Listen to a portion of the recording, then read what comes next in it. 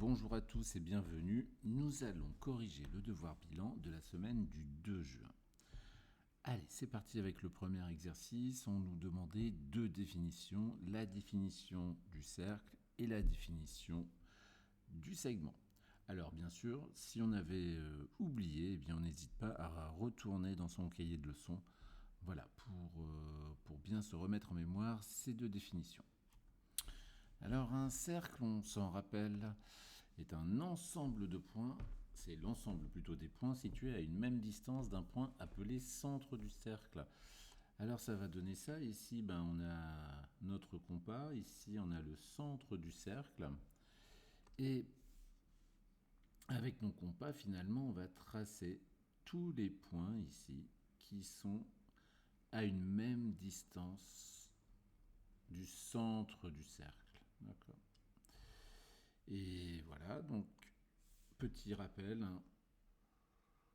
cette distance-là, la distance d'un point du cercle au centre, s'appelle le rayon.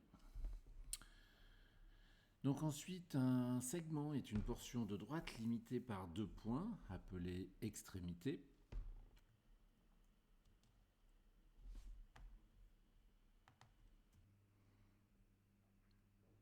Alors ici, je vais pouvoir tracer, eh bien, un segment. Oh, ça marche pas bien. Voilà. Voici mon segment. Alors sur le segment, ce qui est intéressant, c'est qu'on a nos extrémités. Alors on peut appeler les extrémités ici A et B. Alors un petit point, petit rappel, eh bien un segment ça se note entre crochets. Ici c'est le segment qui a pour extrémité AB, celui que je viens de tracer. Et ne pas confondre avec AB sans crochet, sans rien, qui est la longueur du segment. Par exemple, AB égale 5 cm, c'est une longueur. Et enfin, pour terminer, ça n'a rien à voir, mais si vous mettez entre parenthèses, eh bien on parle de la droite AB. Voici pour cet exercice. Allez, on passe vite au suivant. Donc maintenant, il fallait recopier et compléter les égalités suivantes.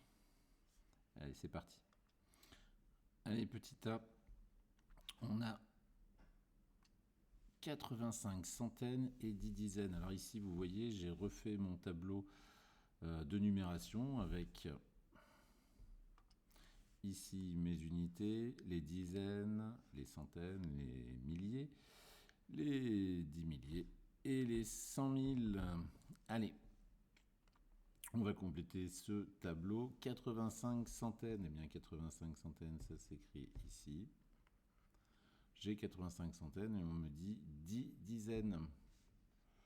Eh bien, je peux rajouter ici 10 dizaines en dessous. Et si je fais la somme, ça va me faire 86 dizaines. Allez, je continue. 14 milliers. Ici, j'ai 14 milliers. 3 dizaines. Je peux rajouter directement ici 3 dizaines. On complète avec les zéros inutiles. Ça me fait 1403 dizaines. On s'arrête dans la colonne des dizaines. Allez, on continue. Alors, on sait que 75 dizaines, alors je peux écrire ici 75, petite erreur. Bon, puis je vais tout effacer, ça fera un peu de place. Allez, je reprends, donc on m'a dit 75 dizaines. Alors 75 dizaines, ça s'écrit bien sûr sur ces deux colonnes, donc est composé de 5 dizaines. Et donc il faudra ici... Combien de centaines? Eh bien, il en faudra 7, ça fait 70, plus 5 dizaines, ça fait 7 centaines. Et enfin, 580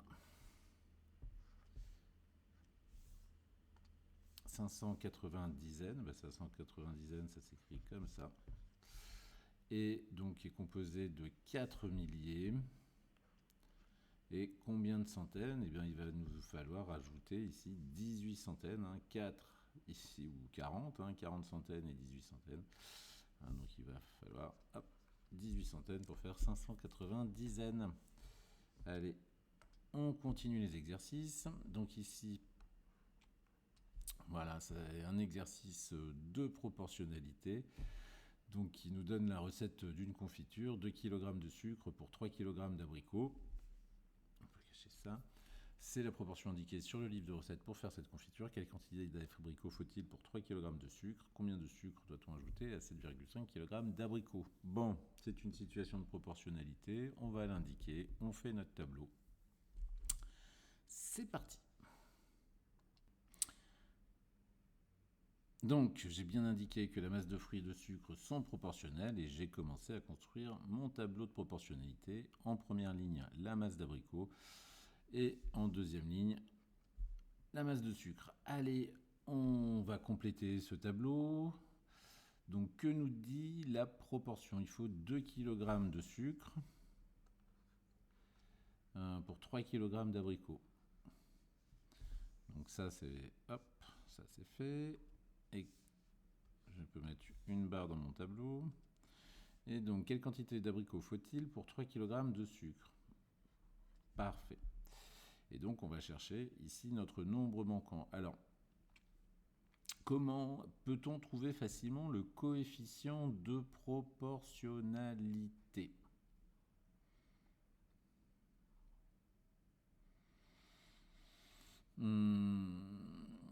Pas forcément.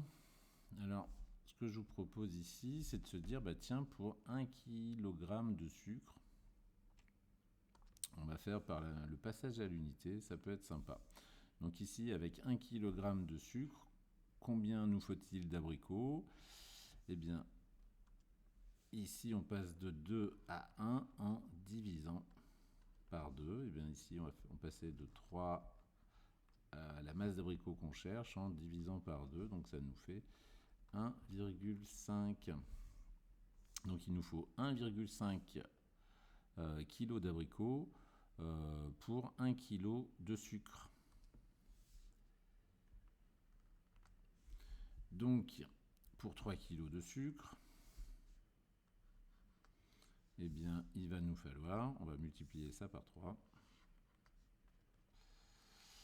Il va nous falloir ici, donc 1,5 fois 3.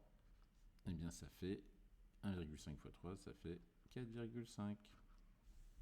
Et donc, on peut faire notre phrase réponse. On n'oublie pas. Donc, on peut écrire il faut 4,5 kg d'abricots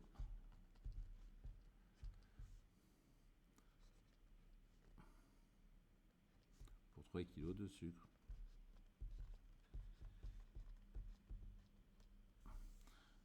Et enfin, on nous demande combien de sucre doit-on ajouter à 7,5 kg d'abricots.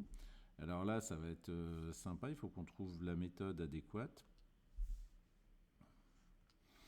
Donc la méthode adéquate, eh bien, qu'est-ce qu'on peut utiliser? La méthode additive. Alors je vais écrire un peu en dessous. Alors on sait qu'on a 7,5 kg d'abricots. Eh bien, 7,5. Eh bien 7,5, on se rend compte que c'est 3 plus 4,5, ça fait bien 7,5. Et bien ici, je vais faire la même chose. Alors, je vais prendre donc mes 2 kg de sucre qui sont liés donc à mes 3 kg d'abricots. Je vais additionner avec ici 3 kg de sucre qui sont liés aux 4,5 kg d'abricots. Et donc on va obtenir notre résultat 2 plus 3. Et ici on va obtenir donc 5 kg de sucre. Voilà. On aurait pu également trouver, donc on n'oublie pas la phrase réponse. Il faut 5 kg de sucre pour 7,5 kg d'abricots.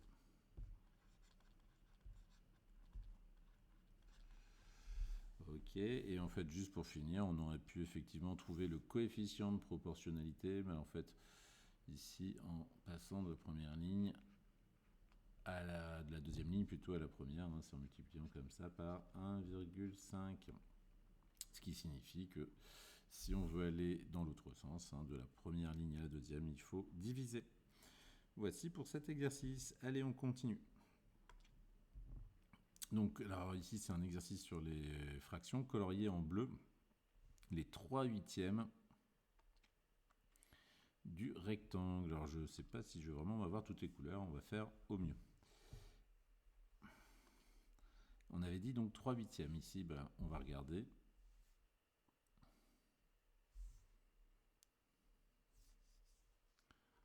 Voilà, c'est bien ça, 3/8. Hop, on va prendre notre petite lumière. 1, 2, 3, 4, 5, 6, 7, 8. On a 8 colonnes, ça tombe bien. On doit colorier les 3/8. Eh bien, c'est ce qu'on va faire. Donc, il me semble que c'était en bleu. Donc, ici, j'ai 8 colonnes. Donc, chaque colonne va représenter ici 1/8.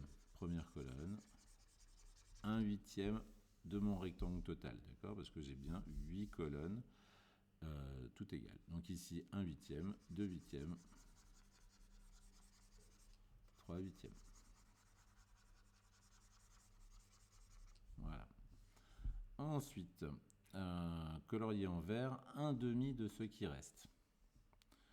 Alors, 1/2, c'est simple. Alors, c'est pas si. Enfin, on va regarder toujours avec nos colonnes, nos lignes. Ici, j'ai 1, 2, 3, 4, 5 colonnes. Alors, c'est difficile de partager 5 colonnes en 2. Hein. Bon, ici, on a combien de lignes? 1, 2, 3, 4, 5, 6. Bon, c'est plus facile de partager les lignes.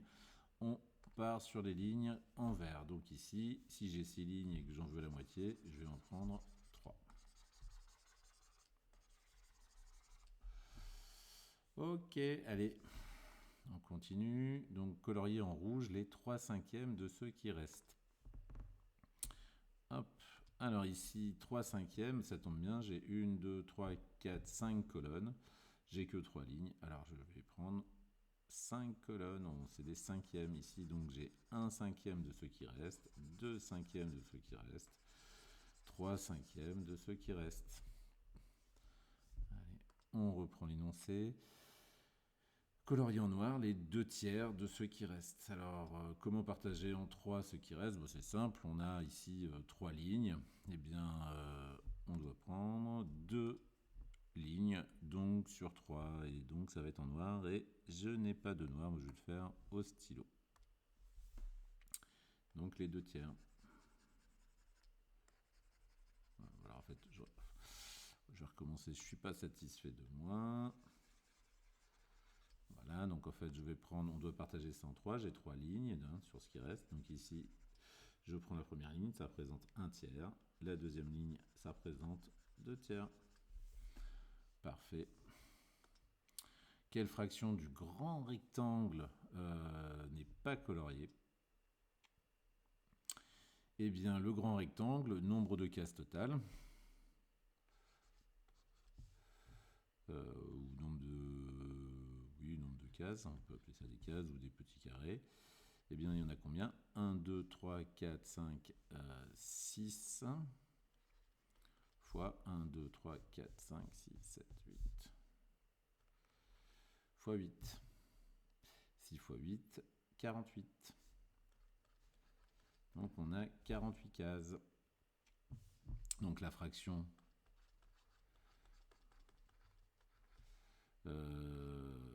qui représente les cases non coloriées, elle est de combien? Ben, il y en a 2. Il y a 2 cases non coloriées sur 48 cases. Et on peut simplifier cette fraction en divisant numérateur et dénominateur par 2.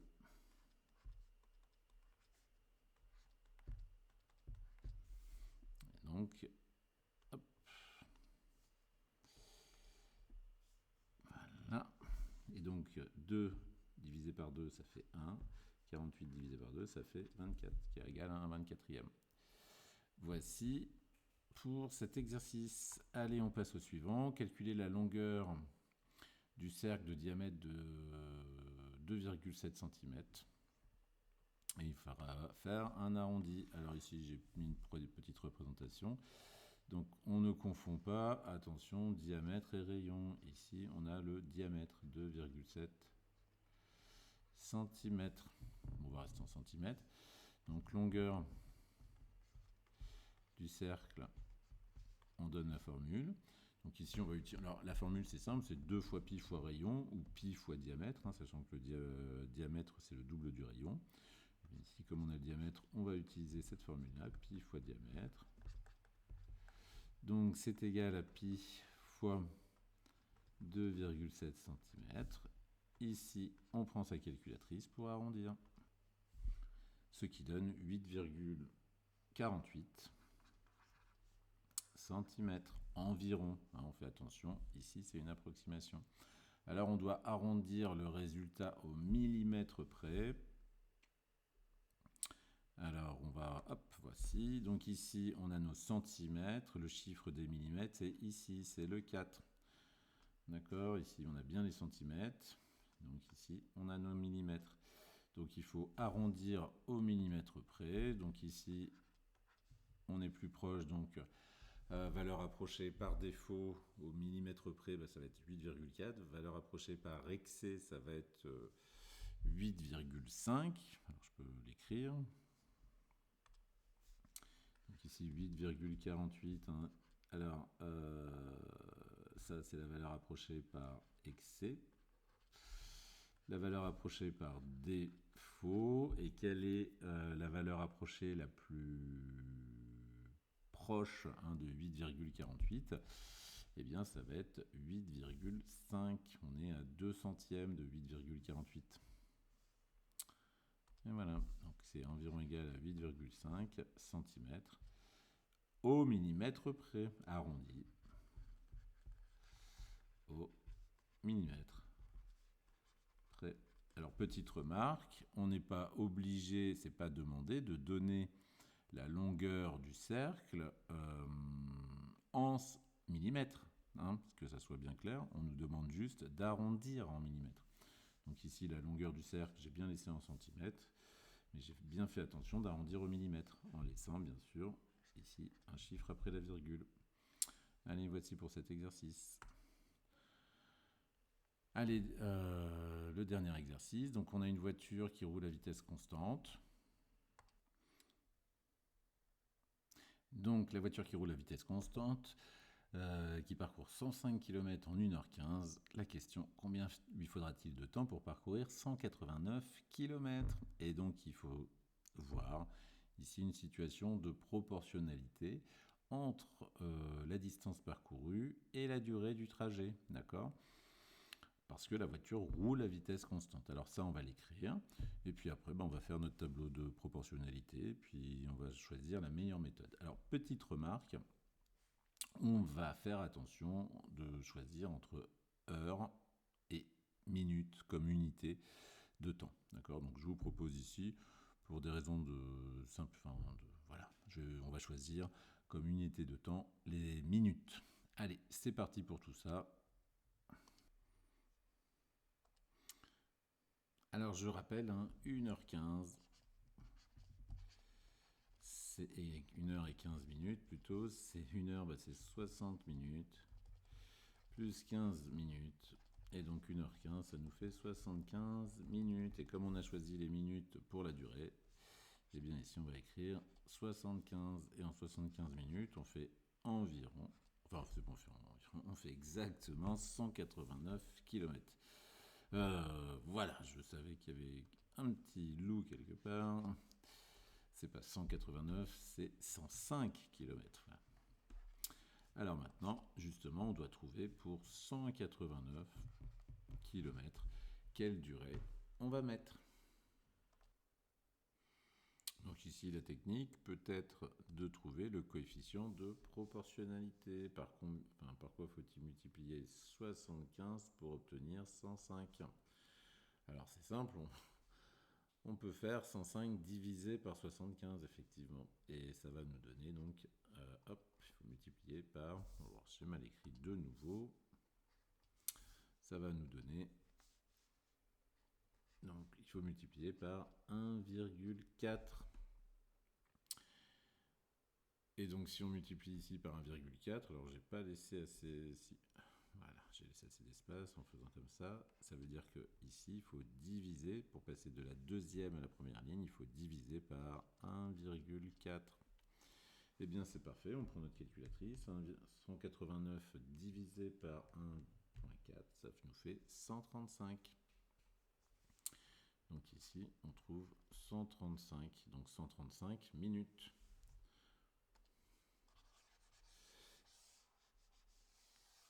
Et 135 minutes, eh bien on va l'écrire ici en heures et minutes. 135 minutes, c'est égal à 120 minutes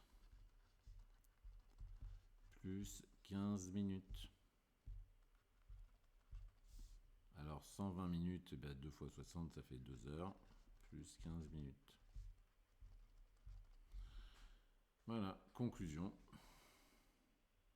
Donc la phrase réponse. Il faut 2 heures et 15 minutes pour parcourir